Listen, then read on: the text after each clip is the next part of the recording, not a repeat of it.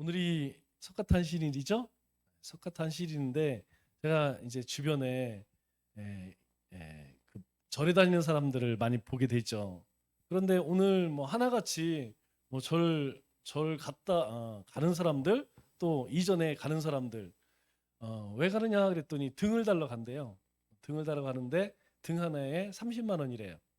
근데 30만 원인데 몇 개 다느냐 했더니 한 3개쯤 단다고 하더라고요. 왜 다느냐 그랬더니 그걸 달면 소원이 이루어진대요. 그런데 소원 이룬 건 둘째치고 불교에 이제 가장 우리가 흔히 알고 있는 게 이제 살생하지 말라 그러는데 열심히 그렇게 고기를 좋아하시냐고 이렇게 물어보면 또 그거는 틀리대요. 그거는 이제 부처님이 할 일이고 자신들은 뭐 그다지 그 부처님의 가르침에 따르지 않는다고 하더라고요. 그러면 우리는 교회 다니는 사람들은 가장 기본적인 주기도문, 사도신경, 뭐 십계명 이런 거 이렇게 암송을 하고 있는데 혹시 불경 가운데에 암송하는 게 있느냐 그랬더니 우리랑 똑같더라고요. 뭐 남이 아비 걱정 말고 뭐 이거밖에 아는 게 없더라고요. 그러니까 제가 느끼는 게 그거예요. 불교 절에 다닌다고 해서 불자가 아니더라고요. 그냥 모양만. 그래도 뭐 불자라고 하면 적어도 부처님의 가르침을 따라야 되지 않겠어요? 그런데 그거하고는 상관없고 오직 한 가지 기복입니다. 나는 불교입니다. 이 얘기는 내가 불교 생활을 열심히 해서 내가 불교의 도를 깨닫고 그리고 그 가르침대로 살겠다 이게 아니고 나는 이 불교를 통하여서 석가모니를 통하여서 복을 좀 많이 받고 잘 살았으면 좋겠다.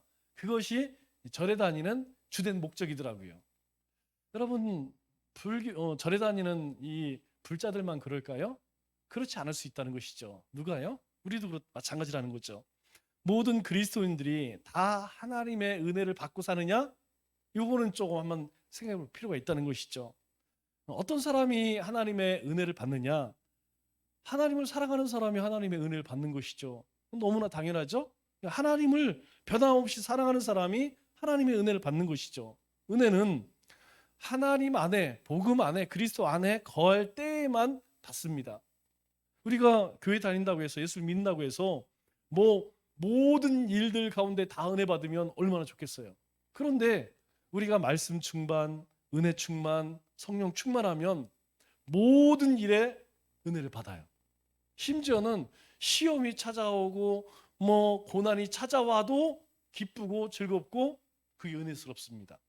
그런데 우리가 그리스도 밖에서 살면 아무리 내 삶에 큰 은혜가 그리고 귀한 말씀이 그리고 좋은 일들이 찾아온다 해도 하나님의 은혜라는 것을 깨닫지를 못해요. 다 내가 잘해서 그렇지 뭐 내가 훌륭해서 그렇지.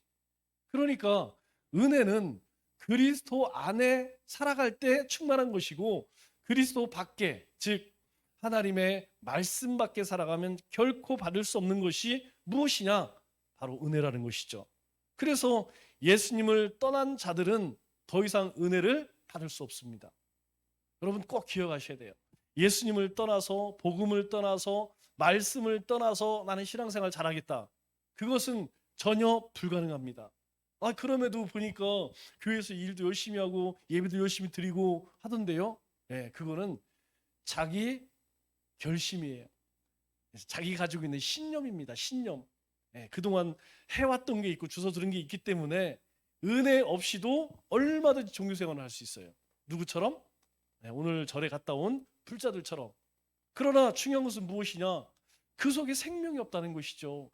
하나님의 은혜가 부어지지 않으면 우리 안에 심령이 죽어갑니다. 심령이. 여러분 사람은 사랑을 받아야지 힘이 쏟아요. 살맛이 납니다. 그리스도인은 은혜를 받아야만 살맛이 나고 그리고 하나님의 뜻대로 살아갈 수 있는 것이죠. 그래서 로마 군인들은 전쟁터에 나갈 때 뭘 합니까? 전신갑주를 입죠. 여러분 전쟁 나가는데 그냥 나갔다가는 여러분 나가자마자 죽습니다. 왜냐? 그때의 전쟁은 칼, 창, 활 이 3가지였어요. 단순했죠. 그러니까 누가 무장을 더 잘하느냐. 그래서 머리에 여러분 요즘에 이렇게 하고 전쟁 못합니다. 이 쇳덩어리예요. 지금은 뭐 여기 머리에 쓰는 헬멧도 다 방탄 헬멧이라고 해서 옛날 6.25 때 쓰던 2차 세계대전 쓰던 철모 안 씁니다. 다 그 플라스틱으로 된 방탄 그걸 써요. 여러분 이때에는요 전부 쇠입니다. 쇠. 이거 얼마나 무겁겠어요. 이거 짊어 이거 다 하고 전쟁하기 힘듭니다. 그래도 하는 이유는 무엇이냐? 전쟁터에 나가서 오래 살아남기 위해서는 이거 해야 된다는 거죠. 머리에 투구를 쓰고 갑옷을 입고 방패를 그리고 허리에는 칼을 차고 또 창을 들고 있어야만 내가 나를 방어하고 내 적을 죽일 수 있다는 것이죠. 그래서 사도 바울이 그리스도인들은 무엇으로? 하나님의 전신갑주로 무장해야 한다 그렇게 이야기하죠. 여러분 하나님의 전신갑주가 뭡니까? 머리에는 구원의 투구, 가슴에는 의의 흉배, 그리고 허리에는 진리의 띠, 그리고 신은 편안의 신, 방패는 믿음의 방패, 하나님의 말씀은 검. 이거 사진 없나요? 네. 우리가 그렇게 이 로마 군인들이 무장을 하듯이 그리스도인들도 그렇게 하나님의 전신갑주를 입어야 한다는 것이죠. 왜 그래요? 아니 로마 군인들은 그렇게 전신갑주를 입어야만 자기 몸, 생명을 지킬 수 있죠. 그러나 그리스도인들은 하나님의 전신갑주로 무장을 해야만 속사람이 살 수 있는 것, 우리의 심령이 살 수 있다는 것이죠. 여러분 우리의 하나님이 주신 우리의 그 믿음, 그 하나님의 속사람, 거듭난 하나님의 그 심령이 살기 위해서는 반드시 하나님의 전신갑주로 무장을 해야만 살아날 수 있다는 것이에요. 그럼 어떻게 하면 우리의 속사람이 강건할 수 있을까요? 사도 바울이 지금 로마 감옥에서 에베소에 있는 성도들에게 편지를 쓰죠. 오늘 본문 말씀 14절로 21절까지의 말씀이 그 내용이에요. 이 내용은 사도 바울이 이 에베소 성도들을 위해서 기도하는 내용입니다. 그래서 14절에 이렇게 이야기를 하죠. 내가 하늘과 땅에 있는 각 족속에게 이름을 주신 아버지 앞에 무릎을 꿇고 피오니 기도하오니, 내가 지금 너희들을 위해 기도한다. 그 다음에 기도의 내용이 나오겠죠.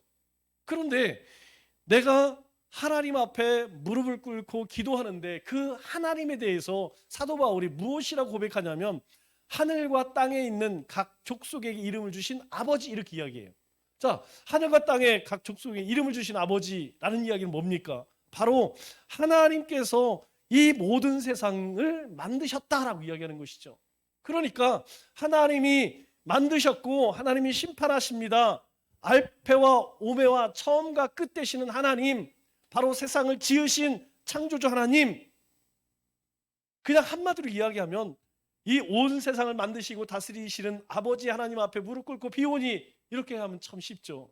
그런데 사도 바울은 구체적으로 이야기해요. 하나님이 하늘을 만드셨다는 것이죠. 땅을 만드셨다는 것이죠. 그리고 이 땅 그 안에 있는 모든 것들에게 이름을 지어주신, 만드셨을 뿐만 아니라 다스리고 주권하시는 하나님, 그 하나님 앞에 지금 어떻게 한다는 거예요? 내가 피오니라고 이야기하죠. 여러분 오늘 우리를 만든 게 누굽니까? 우리를 만드신 분 당연히 하나님이죠. 우리를 구원하신 분이 누굽니까? 하나님이라는 거예요. 오늘 우리가 기도할 때 누구 앞에 기도합니까? 하나님께 기도하는 거예요. 누구 이름으로? 예수님 이름으로. 누구의 도움을 받아? 성령의 도움을 받아. 이 삼위일체 하나님께서 우리 가운데에 역사하시기 때문에 우리는 하나님을 향하여서 무릎을 꿇고 간구할 수 있는 은혜를 덧입었다는 것이죠. 하나님께서는요, 너희가 무엇인지 구하랍니다. 하나님께서 알아서 갈로 들을 테니까 너희가 세상 일이든 영적인 일이든 너희 삶 가운데 먹고 마시고 입는 일이든 하나님께 구하라는 거예요. 그러면 하나님께서 그것을 들으신다는 것이죠. 그러나 때로는요, 너무 고통스러울 때는 기도하지 못할 때도 있어요. 그런데 뭐라고 말씀하세요? 너희가 구하지 않아도 우리의 마음을 하나님이 아신다는 거예요. 그러면 하나님 어떻게 아실 수 있냐는 것이죠. 바로 우리를 지으신 분이기 때문에, 나를 만드신 분이기 때문에 나보다 나를 더 잘 아시는 분이 누구냐? 하나님이라는 거예요. 그래서 사도 바울이 기도의 대상에 대해서 그냥 아버지 하나님 이렇게 하지 않고 온 세상을 지으시고 모든 것들에게 생명을 불어넣으시고 이름을 지으신 아버지 하나님 앞에 내가 기도합니다. 그 기도의 내용이 무엇입니까? 여러분, 우리의 기도는 그냥 우리의 뜻, 하나님 내 뜻이 관철되기 원합니다. 내 소원이 이루어지기 원합니다. 그거 필요해요. 그러나 더 우선적인 것은 무엇이냐? 하나님의 뜻이 하늘에서 이루어진 것처럼 이 땅 가운데 이루어지는 것, 그것이 더 중요하다는 것이죠. 예를 들어서 내가 좋은 직장, 그리고 이 땅에서 많은 축복 받는 것도 중요합니다. 그러나 그게 더 중요합니까? 하나님의 나라 안에서 사는 게 더 중요합니까? 하나님 그 다스림 가운데 사는 것이 훨씬 중요하죠. 여러분, 우리가 하나님 나라에 사는 게 중요해요? 아니면 이 땅에서 축복을 누리며 사는 게 중요해요? 이건 비교할 수 없는 것이죠. 그래서 우리의 가장 첫 번째 되는 기도의 제목은 하나님의 뜻이 하늘에서 이루어진 것처럼 땅에서 이루어지는 그것이 되어져야 한다는 것이죠. 그러기 위해서는 어떻게 해야 합니까? 우리가 하나님의 말씀에 귀를 기울이고 그 말씀을 쫓아 하나님이 무엇을 요구하시는지 하나님의 뜻을 잘 깨닫고, 그리고 우리에게 주신 믿음의 지팡이를 붙들고 사는 것, 이게 중요해요. 저는 출애굽기를 묵상하면서 굉장히 은혜를 많이 받아요. 모르는 내용이 어디 있습니까? 수도 없이 읽었던 말씀이고 설교했던 이야기죠. 그럼에도 불구하고 큐티를 하면서 지금 이 시대, 지금 내가 놓여진 이 상황을 돌이켜 보면서 하나님의 우리에게 행하신 일들, 약속하신 것들, 그것들이 제 심령 가운데에 힘을 얻게 합니다. 여러분, 그렇지 않습니까? 똑같은 말씀이지만 우리가 다시 되새기고 다시 묵상하면 또다시 새로운 하나님의 음성이 들려져요. 여러분, 이스라엘 백성들 가운데에서 하나님이 행하신 일들을 한번 보세요. 그럼에도 불구하고 하나님께서 바보처럼 이스라엘을 위해서 또 베푸시고 또 베푸시고 품어주시고, 그들이 원망을 하든 불평을 하든 또 부어주시고 또 부어주시고. 어제 말씀, 오늘 말씀을 보니까 그런 말씀하시더라고요. 내가 너희를 내 자녀 삼기, 내 소유 삼겠다. 내 거룩한 백성이 되겠다. 열방의 모든 세상에 왕 같은 제사장 나라 되게 하겠다. 세 가지 약속하시잖아요. 뭐가 이쁘다고요? 보세요. 말 안 듣잖아요. 바로 며칠 전에 르비딘 골짜기에서 하나님 원망했던 사람들 아니에요? 그럼에도 불구하고 내가 너희 하나님 될 거야. 너희는 내 백성이야. 그리고 내가 너희를 만날 거야. 빽빽한 구름 가운데서 나 너희를 한번 보고 싶어. 하나님께서 그렇게 말씀하신다니까요. 여러분, 하나님께서는 우리를 향해서 그렇다는 거예요. 중요한 것은 무엇이냐? 하나님이 그렇게 나에게 말씀하실 때 나는 그 말씀을 듣고 있느냐? 여러분, 우리도 그렇잖아요. 대화를 하거나 설교도 마찬가지지만 얘기하고 있는데 딴짓하고 있어. 얘기하고 있는데 엉뚱한 얘기해. 그러면 얘기하는 사람이요, 무슨 생각이 드냐면 그런 생각 들어요. 이게 나를 무시하나? 여러분, 그런 생각 안 들어요? 적어도 이야기할 때는 좀 들어주고 리액션 좀 해주고. 아, 그랬어? 제가 지난번 어떤 강의를 들어보니까 여자분들하고 대화할 때는 이 얘기만 하면 된대요. 다른 거 필요 없대요. 그냥 얘기하면 그렇구나. 요거만 하면 모든 여자들하고 다 대화가 된대. 근데 남자가 그걸 안 한대요. 여자들이 이야기하면 꼭 거기에 토를 달어. 그리고 꼭 정답을 얘기하려고 그래. 그런데 이 여자들은 그렇지 않다면서요. 공감만 해주면 1박 2일 동안 얘기할 수 있대요. 여러분, 중요한 것은 무엇이냐면 이야기하면 들을 수 있어야 된다는 거죠. 하나님이 우리에게 하나님은 우리가 이야기하면 하나님 들으신대요.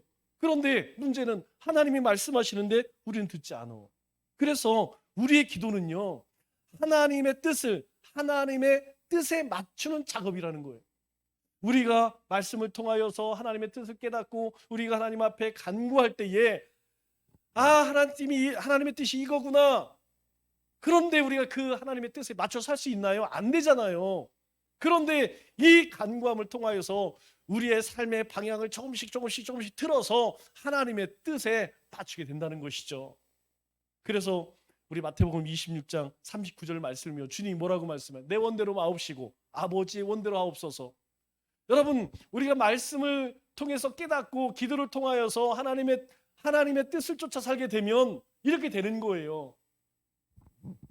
처음에 어떤 사람도 마찬가지입니다. 직장도 처음에는요, 마음이 안 맞아요. 팀워크가 안 맞아. 결혼도 마찬가지예요. 이 결혼도 팀워크가 잘 안 맞아. 그래서 틱틱하죠. 그러다가 20년, 30년, 40년 이제 우리 장모님쯤 되면 이제 어느 정도 되느냐? 내 원대로 마옵시고 마누님 뜻대로 하옵소서. 이렇게 된다니까요. 오랫동안 시간을 맞추게 오랜 시간 동안에 마음을 맞추게 되면 그 다음에는 아유 뭐 내 뜻이 당신 뜻이고 당신이 뭐 내 뜻이고 그냥 알아서 해.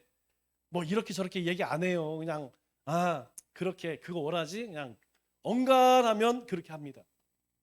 하나님께서 이제 주님께서 마지막 십자가 지시기 전에 하나님의 뜻을 아니까 피하고는 싶지만 하나님이 원하시는 거니까 내 뜻대로 마옵시고 하나님의 뜻대로 하옵소서 그렇게 변화되어져 가는 것이죠.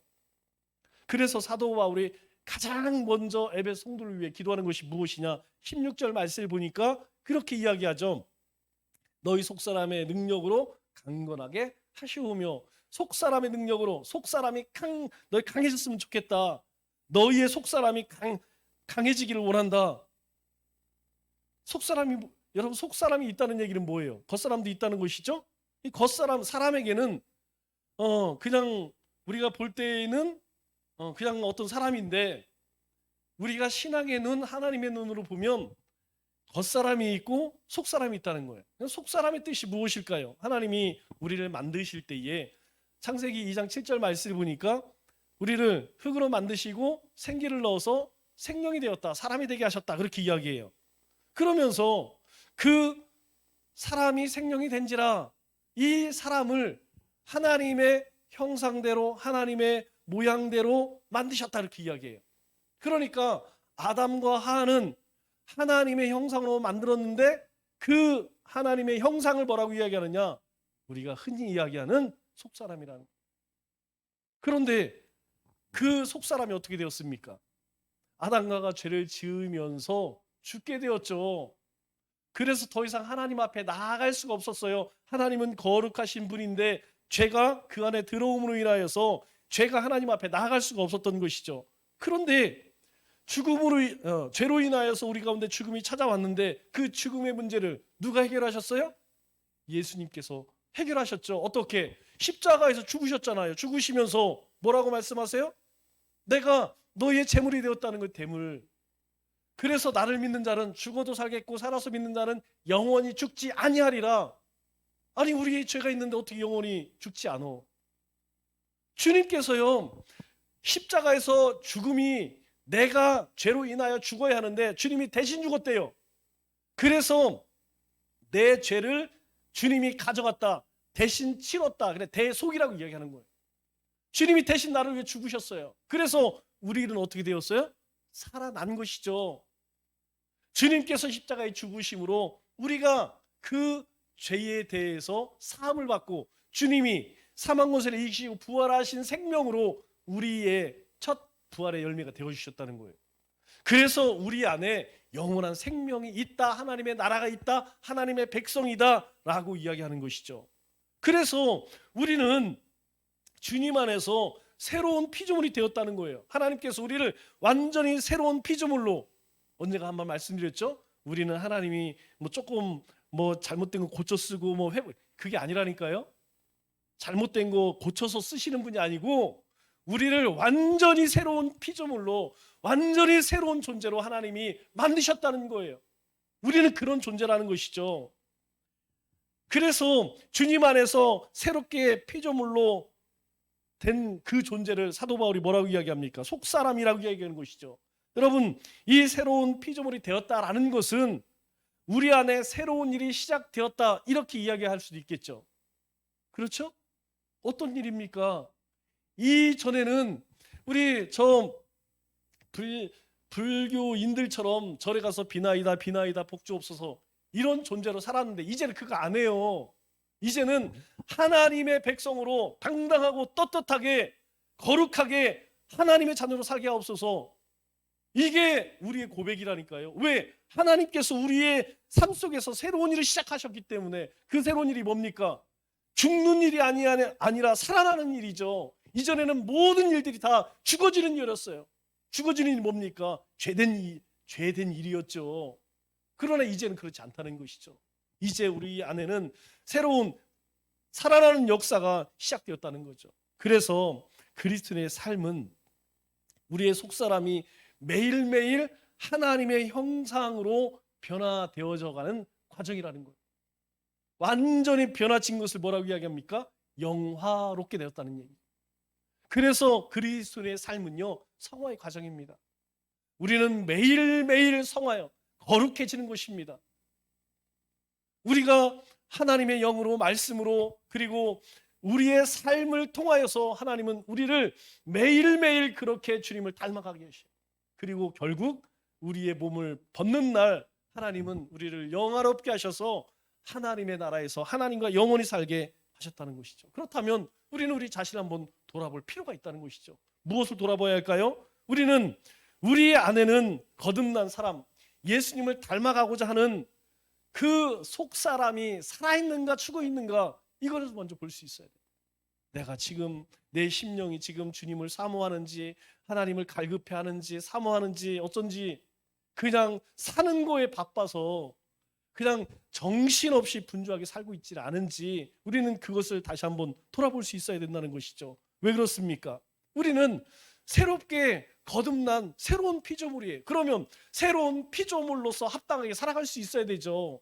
아니, 새로운 존재가 되었는데 추구하는 것은 예전 것으로 살아간다고 하면 이거 뭔가 이상하지 않겠어요?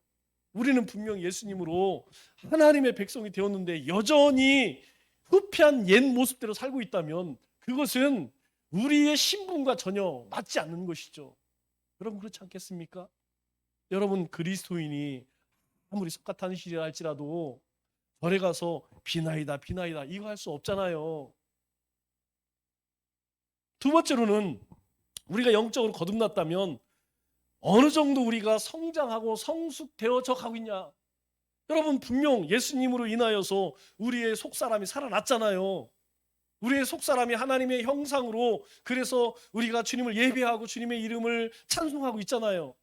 그렇다면 나는 성장하고 있는가, 성화되어져 가고 있느냐, 성숙되어져 가고 있느냐 하는 것이죠. 어떻게 할 수 있을까요? 내 속사람이 건강한가, 내 속사람이 활력이 있는가, 생명력이 있는가라는 것이죠. 여러분, 어떻게 할 수 있을까요? 우리가 겉으로 봐서는 모릅니다.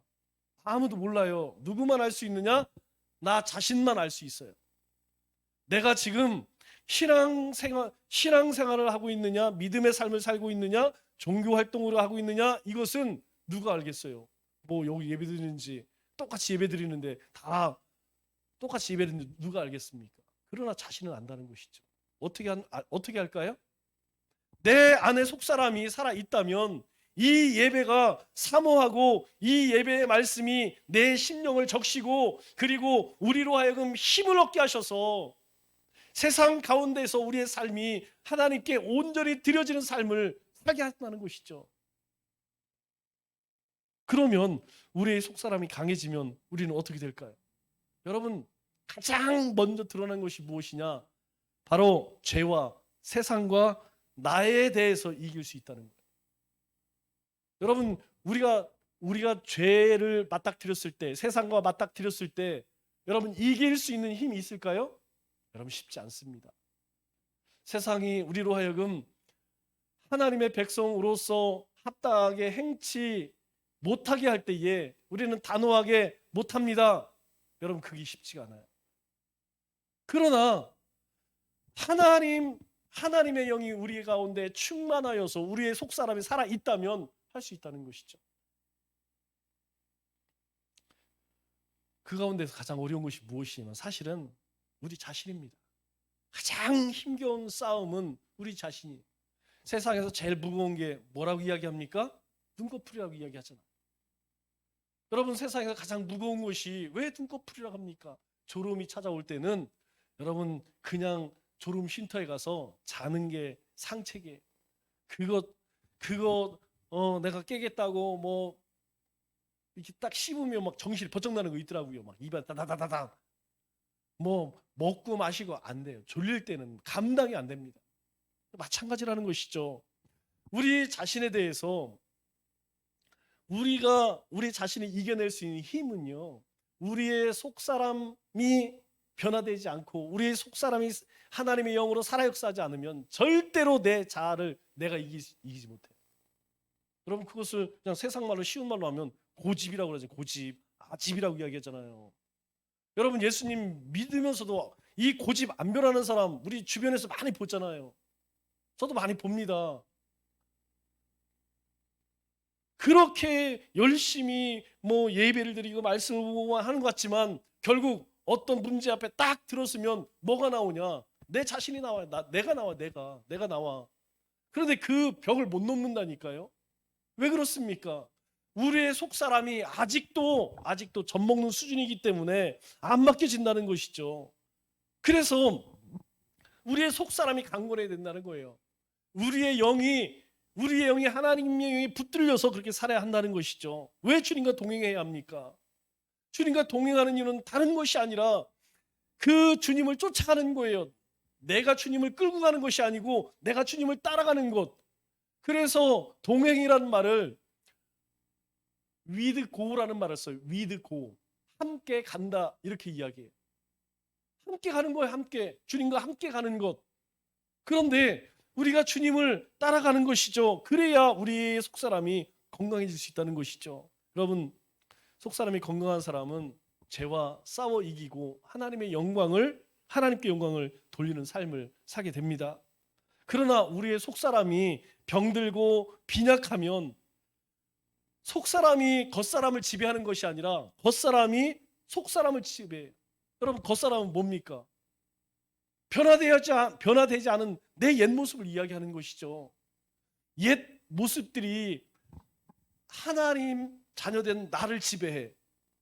그것은 죄와 싸워보지도 못하고 어떻게 해요? 죄에 굴복하고 말죠. 결국에는 흔히 우리가 하나님의 영광을 가리운다고 이야기하죠. 하나님 영광 가리우는 게 무엇입니까?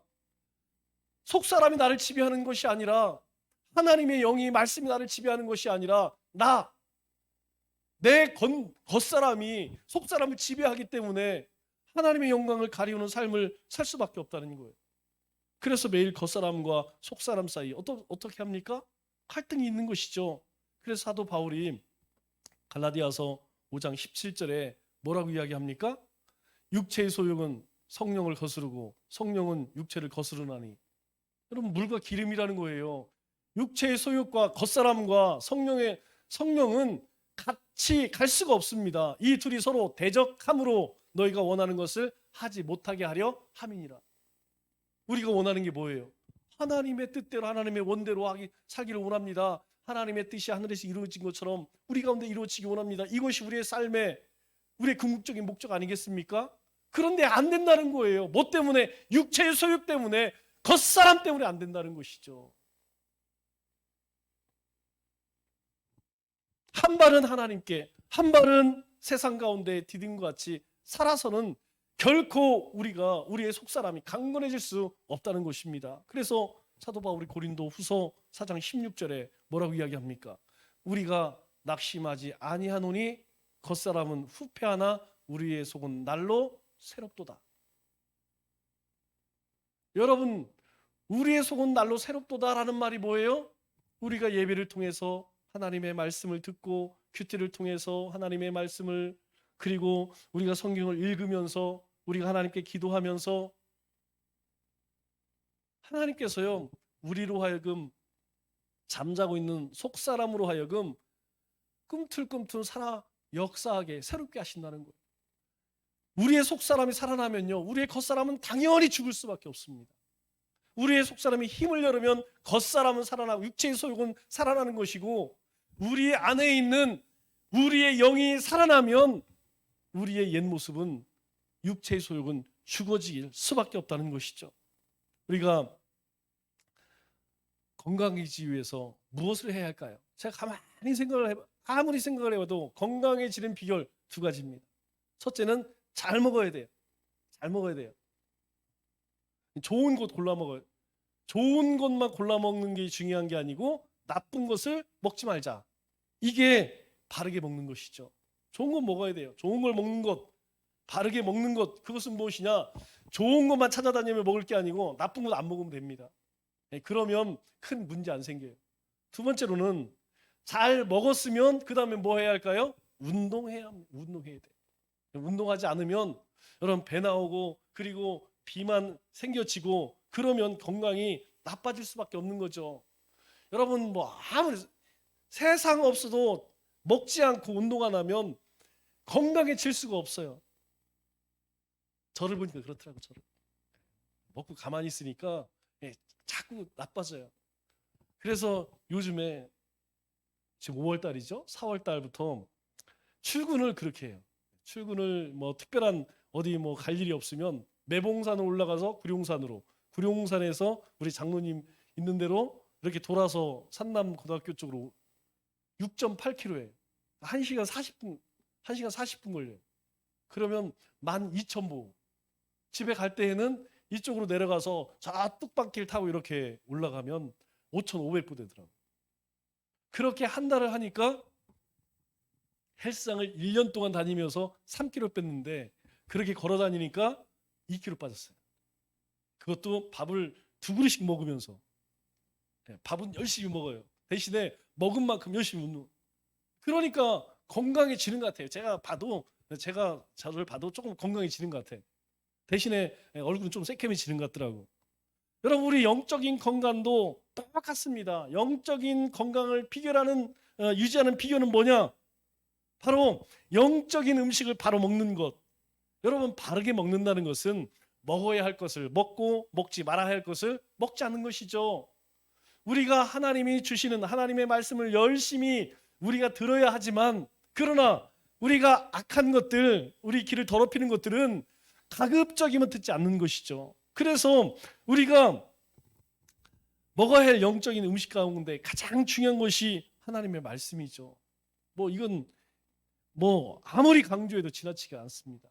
여러분 틈나는 대로 시간 되는 대로 하나님의 말씀을 제가 이렇게 걸어올 때에 하나는 성경 말씀이 있죠. 빨리 읽는 게 있어. 고속으로 읽는 게 있어요. 그러면 머릿속에 딴 생각할 수가 없어요. 왜냐하면 딴 생각하면 워낙 빨리 읽어갖고 금방 지나가서 집중을. 또 하나는 뭐냐면 전유진 노래를 다운받아갖고 전유진 노래를 들어요. 여러분 우리가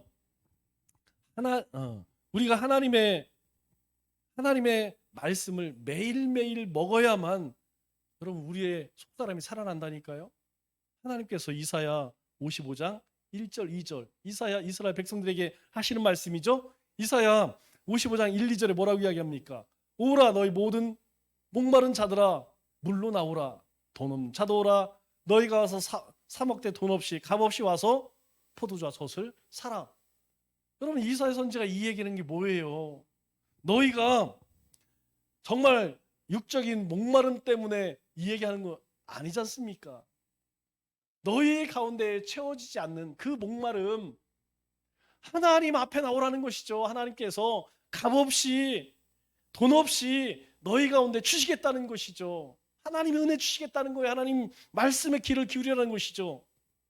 여러분 하나님만 이렇게 말씀하셨나요? 예수님도 똑같은 이야기 요한복음 4장 14절에 이렇게 이야기하죠. 우물가 여인에게 그렇게 이야기합니다. 내가 주는 물을 마시는 자는 영원히 목마르지 아니하나니 내가 주는 너희가 먹는 그 물은 먹고 나면 또 목이 마르지만 내가 주는 물은 너희가 목마르지 않는다는 거예요. 여러분 주님이 주시는 그 물은 무엇입니까? 그 생명의 물은 무엇입니까? 하나님 말씀 아니겠어요? 하나님의 말씀이 우리 가운데 들어오면 우리의 심령은 목마르지 않는다는 거예요. 살아난다는 것이죠. 두 번째로 우리 영적인 건강을 위해서 열심히 운동해, 열심히 움직인다는 게 뭡니까? 여러분 영적인 활동을 이야기하는 것이죠. 영적인 활동이 뭐예요? 예배드리고 우리가 헌신하고 그리고 전도하고 또 열심히 교제 나누고 이런 것들이죠. 우리가 말씀으로 기도로 그렇게 우리가 많이 먹었다면 여러분 그것만 가지고 먹기만 하면 탈납니다. 우리 생각에는 그거만 하면 그러면 다 우리도 절로 가야죠. 우리가 다 절에 들어가서 거기서 열심히 성경만 읽고 살면 되죠. 그런데 그거 아니라니까요. 우리 중세 시대 때에 수도원이라는 게 있었어요. 수도원들이 그랬어요. 야, 우리가 이제 영적으로 우리의 속사람을 살려보자. 그래서 속세를 떠나서 수도원에 가서 우리가 여기서 밭을 갈고 우리가 여기서 살자. 그렇게 살아보니까 안 되는 거예요. 거기 그 가운데에도 죄가, 그리고 그 가운데에도 여러 가지 문제가 생기는 거예요. 그래서 결국은 다시 다 세상으로, 다 수도원이 다 문 닫고 다 세상으로 다시 내려왔다니까요. 무엇을 이야기합니까? 우리가 그렇게 먹었다면 우리가 몸된 교회에서, 그리고 또 세상 가운데에서 영적인 활동을 해야 한다는 거예요. 복음들 전하고 교제도 나누고 같이 예배도 드리고 찬송도 하고, 이것 해야 우리가 건강해진다는 거예요. 어떤 사람은 영적인 양식이 부족해서 건강을 유지 못하는 사람이 있어요. 그런가 하면 어떤 사람은 영적인 활동이 안 돼서 여러분 신앙생활이 건강하지 못한 사람이 있다니까요. 그래서 이 두 가지가 잘 균형을 이루어야 한다는 것이죠. 우리가 흔히 영성과 지성이라는 이야기해요. 여러분, 이 말은 믿음과 행위가 균형을 이루어야 된다는 겁니다. 신앙은요, 균형을 잘 이루는 것이 중요해요. 예전에 우리 그런 분들 많이 있었어요. 그냥 매일 밥만 먹으면 교회가 있는 사람. 교회만 있으면 가정은 누가 돌봐? 가정에서도 열심히 해야죠. 그래서 저 목사랑 살아라, 저렇게 좋으면 교회 가 살아라, 이런 얘기가 나오지 않게 해야죠. 교회에서는 그것이 자랑일 수 있습니다. 칭찬일 수 있어요. 그러나 그 집안 사람들은 고통 겪고 있다니까요. 그냥 하나님에 대해서 더 벽을 쌓고 있다니까요. 가정에서도 열심히 해야죠. 교회에 시간을 좀 줄여서 교회에서 하는 만큼 가정에서 해보세요. 금방 인과기도 된다니까요. 균형이 맞아야 된다는 겁니다. 신앙생활과 사회생활이 균형이 맞아야 돼요. 이 두 가지가 균형을 이룰 때에 우리의 속사람이 건강해지는 거예요. 여러분, 가장 좋은 방법 중에 하나가 뭐냐면 교회 자주 오세요. 될 수 있으면 오고 갈 때 여러분 교회 와보세요. 여러분 교회 오면 할 일이 많습니다. 일단 교회 오면 기도 좀 해야겠죠? 찬송도 해야겠죠? 청소 좀 하고 화장실 청소하고 교회 안팎 들여다보면 안 와서 문제지, 오기만 하면요 할 일들이 얼마나 많은지 모릅니다. 우리가 흔히 이야기하는 영적인 비만 쫙 빠지죠. 여러분, 영적인 비만의 얘기는 무엇이냐면 영적으로 둔감해졌다, 이 얘기하는 거예요. 영적으로 둔감해졌다. 왜 둔감해지느냐? 내가 게으르고 나태해졌기 때문에 둔감한 거예요. 그래서 영적인 비만이 찾아옵니다. 비만이 우리에게 주는 가장 큰 해악이 뭔지 아세요? 제가 의료인은 아니지만 의학 자료를 찾아보니까 비만이 가장 무서운 게 심혈관계, 다시약에서 심장 뛰고 피 도는 데에 가장 위험한 게 비만이래요.